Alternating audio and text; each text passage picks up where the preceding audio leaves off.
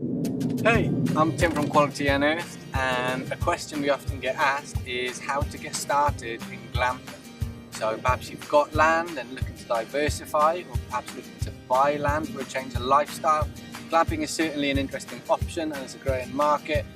There are good opportunities, but there's also pitfalls as well, and we don't want to fall into it. So I'm going to give you a quick whistle-stop tour of the things you need to think about. For more information, check the link below or get in touch. But let's get started. So in no particular order, first thing you need to think about is the location and the land. You know, are you in an existing tourism location? If so, there's already pre-existing demand that's going to make life easier. If not, what are you going to do to make your site a destination in its own right? There's definitely certain things you can do around that, which we'd advise you on, but think along the lines of quirky quality. There's a real advantage to being out there, being bold, being inspired with the structure that you choose. Now the structure that you choose, of course, is going to be dependent on what you want to achieve at the end of the day. Are you hoping to have a group site where lots of families can get together and you want to put up communal spaces? Or are you looking to go down the more private, potentially more quality route, and that will lead you down certain structure types?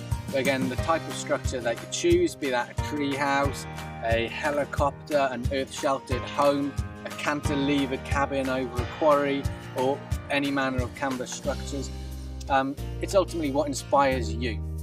But having said that, there's also the budget element. So you need to make sure you've got your budget lined up and you've got a good sense of what you've got to spend, because there are many things in setting up glamping which are unexpected costs. So I'll delve further into those momentarily. So let's say we've got our location, we've got the idea of what we want to do. We of course then need to get planning permission. Now this is a really big topic. I'm not a planning expert, so I'd suggest you see a consultant on that.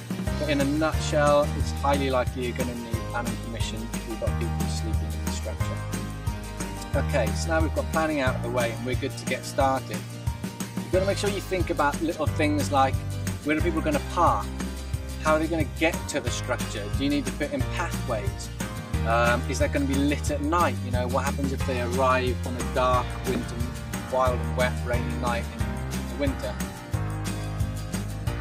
Meeting and greeting the guests. You know, glamping is quite a sociable phenomenon. If you don't like speaking to people, maybe glamping isn't the one for you, or find someone who's perhaps more socially minded in that sense.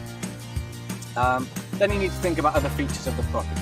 Okay, so are you going to take dogs? Are you going to have Wi-Fi? Are you going to put a fire in?